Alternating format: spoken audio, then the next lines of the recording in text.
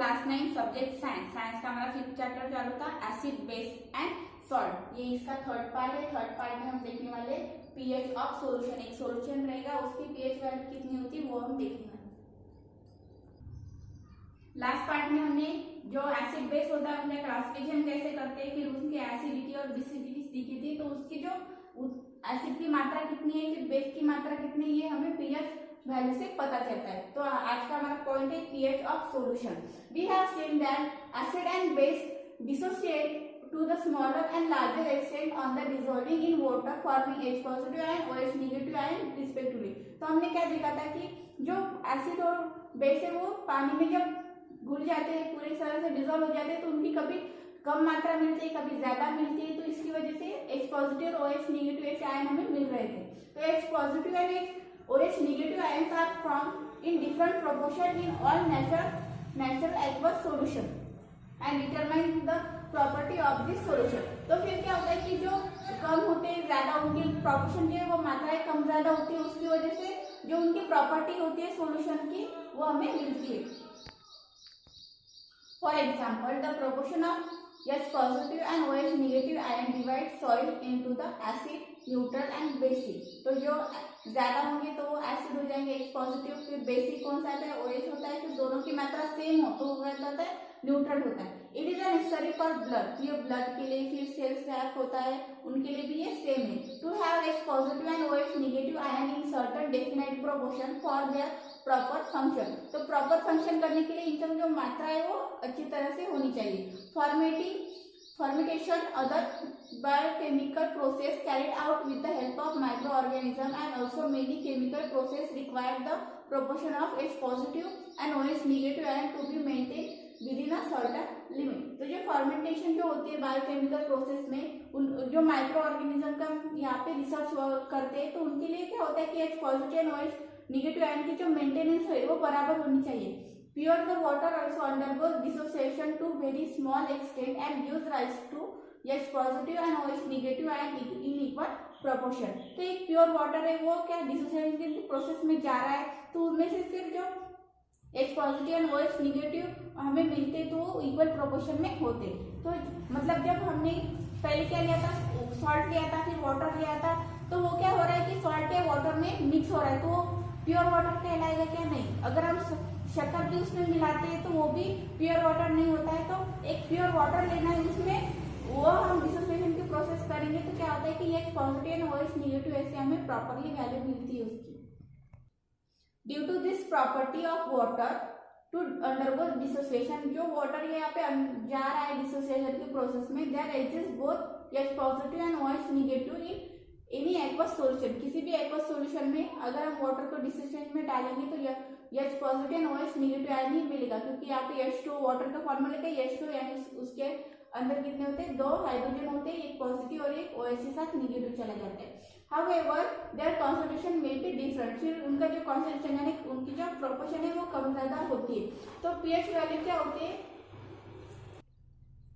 यहाँ पे pH value of some common aqueous solution की दिए, आपको कुछ यहाँ पे सॉल्यूशन दिए, उनकी पीएच वैल्यू कितने है वो, फिर पीएच वैल्यू की वजह से हमें पता चलता है कि एसिड कौन से है, फिर वहाँ पे बेस कौन से है, फिर वो स्ट्रॉन्ग और जो हमने वीक बेस देखा था वो भी हमें यहाँ पे पता चलता है। तो फर्स्ट दिया है यहाँ पे 1 मोलर HCl, तो उसकी जो पीएच वैल्यू है वो 0.0 है, तो वो क्या है स्ट्रॉन्ग एसिड है।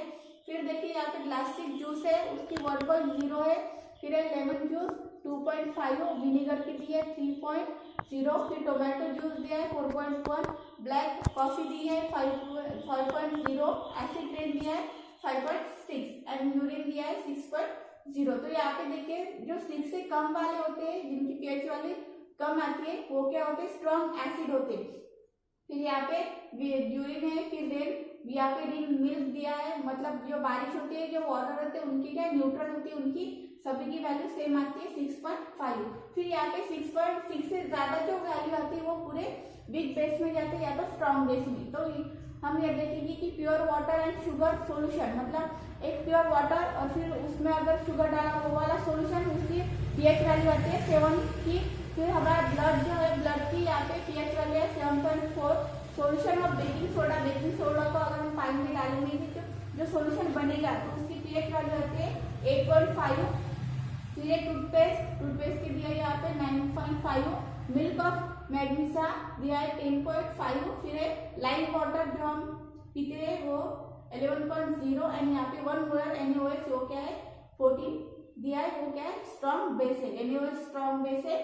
फिर यहाँ पे ये सभी क्या है उसके वीक बेस है, प्योर वाटर से लेके लाइम वाटर तक ये वीक बेस है, यानी उनकी जो मोलरिटी है वो कम आती है यहाँ पे। फिर रेन और मिल्क क्या है न्यूट्रल है, मतलब जो एसिड और जो बेस है उनकी मात्रा यहाँ पे इक्वल आती है, इसलिए वो न्यूट्रल है। फिर यूरिन से लेके यहाँ पे प्लास्टिक जूस तक वो यहाँ पे वीक एसिड है, उसमें एसिड की मात्रा क्या होती है कम होती है।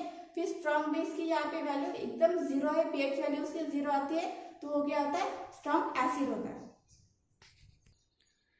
The concentration of H positive ion formed by dissociation of water is 1 multiplied 10 to the power minus 7 mole per liter। फिर at 25 डिग्री, तो एक 25 डिग्री सेल्सियस के टेम्परेचर पे एक वाटर में डाला है H पॉजिटिव आयन, कितना लिया था 1 multiplied 10 to the power minus 7। At the same temperature, उसी टेम्परेचर मतलब 25 डिग्री सेल्सियस पे हमें लेना है concentration of H positive ion in 1 molar solution. पहले हमने वाटर कितना लिया था 10 to the power 1 multiplied 10 to the power 7 लिया था, अभी 1 मोलर का सॉल्यूशन लेना है HCl का, इस 1 multiplied 10 to the power 0 मोल पर litre. On the other hand in 1 mole of NaOH solution the concentration of H positive ion is 1 multiplied 10 to the power 14 mole per liter। Thus we see that in the common aqueous solution the range of H positive ion concentration is very high, wide, यानी बहुत ज्यादा था, from 10 to the power 0 to 10 to the power minus 14, मतलब वो 20 के मोल पर litre. In 1909 the Danish scientist Sauer introduced a convenient new scale। तो एक स्केल उन्होंने इन्वेंट की थी कि जहाँ पे H positive ion concentration which found to be very useful in chemical and biochemical process. तो जो pH वैल्यू एक उन्होंने स्केल निकाली थी, उसकी वजह से हमें H पॉजिटिव कितना है उसमें ये पता चल जाता था। तो वो किसके लिए यूज किया जाता था, तो जो केमिकल और बायोकेमिकल प्रोसेस हम साइंटिस्ट यूज करते हैं तो उनके लिए वो यूज करते थे। It is a pH scale, तो उसको क्या बोलते हैं pH स्केल बोलते हैं। तो pH power of hydrogen, P stand for power and H for hydrogen, मतलब जो सॉल्यूशन है उसमें हाइड्रोजन की मात्रा कितनी है वो इस pH वाले स्केल से पता चल जाता था। The pH scale extend from the 0 to 40। तो ये pH स्केल है जो 0 to 14 तक यहाँ पे वर्क करते हैं।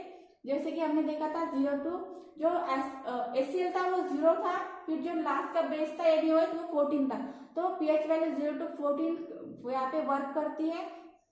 According to this scale, pure water has a pH value of 7, which means that the pure water, तो जो वाटर की pH वैल्यू कितनी आई थी बॉक्स में हमने देखा था 7.0 आई थी, यानी 7। तो वो क्या होता है प्योर वाटर होता है, यानी उसका जो H पॉजिटिव आयन होता है वो कितना होता है 10 to the power minus 7। ठीक है, 1 क्या है यहाँ पे हाइड्रोजन का यहाँ पे एटॉमिक नंबर है, multiply 10 to the power minus 7, जो उसकी pH वैल्यू आई है वो -7 में यहाँ पे लिखिए।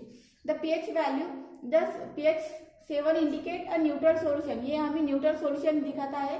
This pH is a mid point of scale, तो ये जो 0 से यहाँ पे स्केल कितनी थी 0 to 14 थी, तो जो 7 होगा वो उसका मिड पॉइंट होगा। The pH of acidic solution is less than 7, तो जो 7 से कम होते हैं वो क्या होते हैं एसिड देखा था हमने बॉक्स में, एंड जो 7 से ज्यादा होते हैं 7, 8, 9, 10 एंड 14 तक वो क्या होते हैं बेसिक सॉल्यूशन होते हैं। The table given the pH value of common solution, तो वो जो हमने कॉमन सॉल्यूशन देखे थे वही यहाँ पे बॉक्स के बारे में यहाँ पे आपको बताया है। By which other method could we find out the pH solution of pH of solution. तो एक अनदर मेथड आपको अगर पता हो तो वो आपको सजेस्ट करने की, एक सॉल्यूशन होगा तो उसमें से H पॉजिटिव की आप वैल्यू कैसे निकालोगे यहाँ पे क्वेश्चन किया है। नेक्स्ट हमारा पॉइंट है यूनिवर्सल इंडिकेटर। जैसे अभी pH वैल्यू थी वो क्या सॉल्यूशन में जो H पॉजिटिव के आयन यहाँ पे बताती थी, अभी नेक्स्ट है कि हम कौन सी अनदर यूज कर सकते हैं, तो universal indicator. What are the colour of following neutral and synthetic indicator in the acid and basic solution. तो जो एसिड और बेसिक सॉल्यूशन होते हैं तो एक उनके कलर होते हैं, यानी ज्यादा कलर होगा तो ज्यादा एसिडिक होता है, फिर कम होगा तो वो बेसिक होता है। तो ऐसे कलर के ऊपर भी हम फाइंड कर सकते हैं कि जो H की वैल्यू है वो कितनी आ रही है। फिर litmus, turmeric, Mithil orange and phenolphthalein. तो यहाँ पे आपको लिटमस की टर्मरिक इनकी जो पीएच वैल्यू है वो कितनी आएगी, यहाँ पे हमें लिटमस पेपर के थ्रू हमें डिसाइड करना है। We know that some neutral and synthetic dyes show two different colour in acidic and basic solution. तो जो हम डिसोसिएशन करते थे तो उसमें क्या होता है कि जो एसिड और बेसिक है वो अलग अलग कलर शो करते थे। And such dyes are use as a acid and basic indicator. तो यही डाइज को हम एसिड और बेसिक इंडिकेटर की तरह यूज कर सकते हैं। In the pH scale the pH of solution varies from 0 to 14 in accordance with the strength of acid and base। तो pH वैल्यू में हम क्या करते थे कि 0 से 14 तक जो उसका नंबर आएगा उसकी बेसिस पे उसके स्ट्रेंथ पे हम डिसाइड करते थे कि वो एसिड है या बेस है। To show this variation in pH a universal indicator is use. तो अभी यूनिवर्सल इंडिकेटर भी यूज किया जाता है। A universal indicator shows the different colour at different value of pH। तो जैसे हमने पीएच वैल्यू में देखा था जो स्केल थी उसमें हम नंबर देखते थे कि 7 से कम होगा तो वो एसिड होगा, 7 से ज्यादा होगा तो वो बेस होगा। तो ऐसे डिनोट कर सकते थे। अभी जो यूनिवर्सल इंडिकेटर है उसमें वो कलर शो करता है कि अगर डार्क कलर हो तो क्या होगा, अगर फेंट कलर हो तो क्या होगा, अगर नॉर्मल कलर हो तो क्या होगा। तो ऐसे वो यूनिवर्सल इंडिकेटर यहाँ पे कलर के बेसिस पे दिए जाते हैं।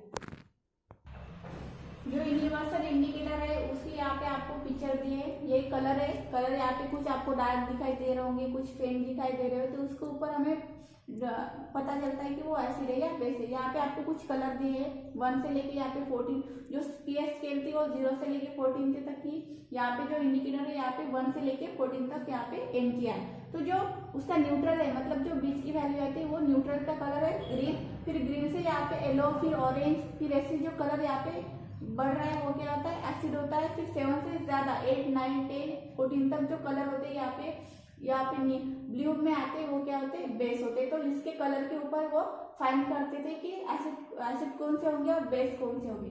The measurement of pH universal indicator and pH meter. यहाँ पे आपको पीएच मीटर भी दिया है और कुछ कलर भी दिए जो इंडिकेट करते हैं कि एसिड कौन से, बेस कौन से। A universal indicator is made by mixing several synthetic indicator in specific proportion। एक प्रोपोर्शन में एक मात्रा में जो सेवरल मिक्सिंग यहाँ पे करते थे उसके ऊपर वो यूनिवर्सल इंडिकेटर जो है बना हुआ है। The pH of solution can be determined by means of universal indicator solution और the pH paper made for from it. तो ये जो पीएच वैल्यू है हम कलर से डिफाइन करने वाले, इसलिए क्या होता है कि जो पेपर है उसका कलर पार्ट यूज किया जाता है। फिर जो कलर अगर चेंज हुआ तो वो क्या है, अगर एसिड होगा, एसिड को अगर रेड, यहाँ पे एसिड का कलर क्या है, रेड है। अगर वो हमने किसी सॉल्यूशन में डाला, अगर उसका कलर अगर आपको इन कलर में से कोई भी दिखाई दे तो वो क्या हो जाएगा कि उसमें बेस की यहाँ पे क्वालिटी है। कोई भी सॉल्यूशन होगा, फिर अगर यहाँ पे बोला है कि NaOH है, उसमें अगर हमने लिटमस पेपर डाला उसका कलर चेंज हुआ तो इसलिए पता चलता था कि पता चल जाता है कि वो एसिड है या बेस है। However, the most accurate method for measuring the pH of solution is to be use electrical instrument called pH meter। तो फिर ये यहाँ पे pH मीटर के आपको डायग्राम दिए कि एक pH स्केल है, फिर एक pH इंडिकेटर है जैसे कलर से हमें पता चलता है, फिर एक pH मीटर है कि उससे हमें पता चल जाता है कि जो सॉल्यूशन है उसकी H पॉजिटिव आयन यानी हाइड्रोजन की जो मात्रा है वो कितनी है यहाँ पे पता चलता है। This method pH is measured by dipping the electrode into the solution। तो क्या करता है, जो सॉल्यूशन है उसके यहाँ पे मीटर दिया है, उसको कुछ वायर लगे हुए, 2 वायर है।